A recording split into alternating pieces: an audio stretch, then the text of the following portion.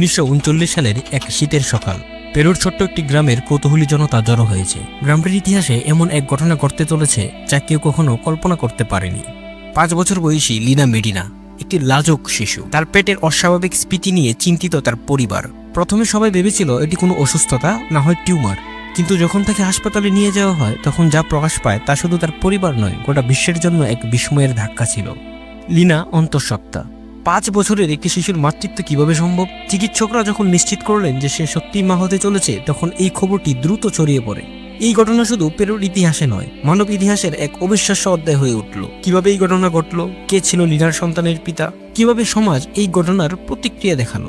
লিনা তার গ্রামের অন্য শিশুদের মতোই খেলাধুলা করত, পাথরের রাস্তায় দৌড়াতো। কিন্তু 2 বছর বয়সে তার শরীরে অস্বাভাবিক কিছু লক্ষ্য করলেন তার মা। লিনার শরীর অস্বাভাবিক পরিবর্তনের মধ্য দিয়ে যাচ্ছিল, যে কোনো সাধারণ শিশুর ক্ষেত্রে যা দেখা যায় না। তার ঋতুস্রাব শুরু হয় মাত্র 2 বছর 8 মাস বয়সে।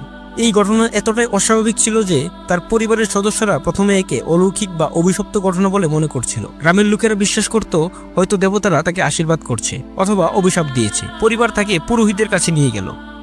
একের পর এক প্রার্থনা করা হলো, কিন্তু লিনার শারীরিক পরিবর্তন থামল না।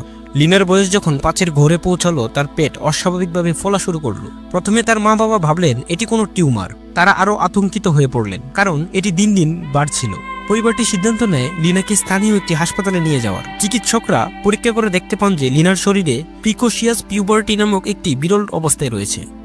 এই অবস্থায় কোনো শিশু খুব কম বয়সে যৌন পরিপক্কতা লাভ করে। মাত্র 2 বছর বয়সে তার প্রজনন অঙ্গগুলো কার্যক্ষম হয়ে ওঠে। এটি তাকে শৈশবের স্বাভাবিক আনন্দ থেকে অনেক দূরে সরিয়ে দিয়েছিল। লিনার পরিবার এবং তার চিকিৎসকরা তার যত্ন নেওয়ার চেষ্টা করছিলেন, কিন্তু শৈশবের এই মাতৃত্বের দায়িত্ব তাকে শারীরিক ও মানসিকভাবে প্রভাবিত করেছিল। লিনা হয়তো তখনও জানতো না মাতৃত্ব মানে কি। সে পুতুলের সঙ্গে খেলতে চেয়েছিল, অথচ প্রকৃতির নির্মম খেলার কারণে তিনি সন্তানের মা হতে চলেছিলেন।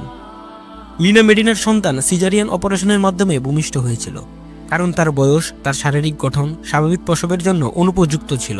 সিজারিয়ান অপারেশনটি 14 মে 1939 সালের পেরুতে করা হয়েছিল। লিনা মেডিনার সন্তান জন্মের সময় প্রায় 2.7 কিলোগ্রাম ওজনের ছিল, যা একটি সুস্থ নবজাতকের স্বাভাবিক ওজন। লিনার প্রিমেচিউর পিউবার্টির কারণে তার শরীরের জরায়ু এবং ডিম্বাণু পূর্ণ বিকাশ লাভ করেছিল অল্প বয়সেই। তবে তার অল্প বয়সের কারণে স্বাভাবিক ডেলিভারি অসম্ভব ছিল, তাই অস্ত্রোপচারের মাধ্যমে শিশুটিকে নিরাপদে বের করা হয়।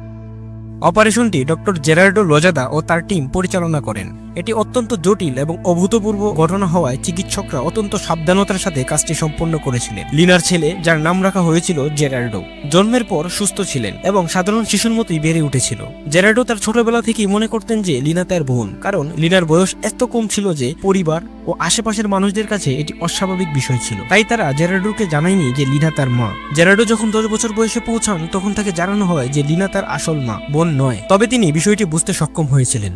জেরার্ডো সুস্থভাবে বড় হন এবং সাধারণ জীবনযাত্রায় প্রবেশ করেন। তিনি প্রায় 40 বছর বয়স পর্যন্ত বেঁচে ছিলেন। প্রথমে লিনার বাবাকে সন্দেহ করা হয়েছিল এই ঘটনার কারণে, কারণ অনেক ক্ষেত্রেই পারিবারিক নির্যাতনের ঘটনা শিশুদের সঙ্গেই ঘটে থাকে। তাকে গ্রেফতার করা হয়েছিল এবং জিজ্ঞাসাবাদ করা হয়েছিল। তবে লিনা তার পরিবার থেকে এমন কোনো প্রমাণ পাওয়া যায়নি যা তাকে দায়ী প্রমাণ করতে পারে। এই সন্তানের পিতার পরিচয় নিশ্চিত করা সম্ভব হয়নি, কারণ লিনা মেডিনা কখনো প্রকাশ করেননি বা জানেননি যে তিনি কিভাবে গর্ভবতী হয়েছিলেন। লিনা মেডিনার সন্তান জন্মদানের পর পেরুর রাজধানী লিমাতে স্থায়ীভাবে বসবাস শুরু করেন। তার চিকিৎসার দায়িত্বে থাকা চিকিৎসক ডক্টর গোরার্ডো লোজেদা এর সহায়তায় আর্থিক সাহায্য পেয়েছিলেন। লিনা মেডিনা পরবর্তীতে একটি ক্লিনিকে কাজ করতেন। এই ক্লিনিকটি ডক্টর লোজেদার সঙ্গে সংশ্লিষ্ট ছিল। তিনি সেখানে কাজ করতেন এবং তার সন্তান জোরার্ডোকে লালন পালন করতেন। লিনা সবসময় তার ব্যক্তিগত জীবনকে গোপন রেখেছেন এবং গণমাধ্যম বা জনসম্মুখে খুব বেশি কথা বলেননি এই বিষয় নিয়ে। তিনি তার জীবনের এই অসাধারণ ঘটনার প্রচার থেকে দূরে থাকার চেষ্টা করেছেন সব সময়। তবে এই ঘটনা নিয়ে 2টি তথ্য প্রচলিত রয়েছে। 1. অনাকাঙ্ক্ষিত যৌনাচার। এটি সবচেয়ে বেশি বিশ্বাসযোগ্য তথ্য। চিকিৎসক এবং তদন্তকারীরা মনে করেন লিনা মেডিনার গর্ভধারণের পেছনে অনাকাঙ্ক্ষিত যৌনাচারের কারণ হতে পারে। প্রথমে তার বাবাকে সন্দেহ করা হয়েছিল, কিন্তু পর্যাপ্ত প্রমাণের অভাবে তাকে মুক্তি দেওয়া হয়। পরবর্তীতে লিনা কখনো প্রকাশ করেননি বা বলতে পারেননি কিভাবে এই ঘটনা ঘটেছিল। এই কারণেই অপরাধী শনাক্ত করা সম্ভব হয়নি। 2 নম্বর তথ্য হচ্ছে ফিটাস ইন ফিটুর ডিজিজ। মাতৃগর্ভে যখন 2টি যমজ ভ্রূণ অবস্থান করে, কোনো কারণে একটি ভ্রূণ কম বিকশিত হয়, আরেকটি ভ্রূণ পরিপূর্ণভাবে বিকশিত হয়। প্রথম ভ্রূণটি বিকশিত না হওয়ায় অপরিণত অবস্থায় দ্বিতীয় ভ্রূণের শরীরে ঢুকে যায়। এই এই অবস্থায় অপরিণত ফিটাসটি অন্য ভ্রূণের দেহের মধ্যে অবস্থান করে থাকে। একে গর্ভাবস্থার ভাই বা গর্ভবতী ভাই বলা হয়। অপরিপক্ক ফিটাসটি অন্য ফিটাসের শরীরে অবস্থান করে, যা মূলত পেট বা অন্যান্য অভ্যন্তরীণ অঙ্গগুলোর মধ্যে থাকতে পারে। এটি সাধারণত পেটে বা গর্ভাশয়ে বেশি বিকশিত হয়। দ্বিতীয় ভ্রূণটি সাধারণ শিশু হয়ে জন্মগ্রহণ করে। তার শরীরেই অবস্থান করে তার যমজ ভাই অথবা বোন। সে জানতেও পারে না তার শরীরেই অবস্থান করছে তার ভাই।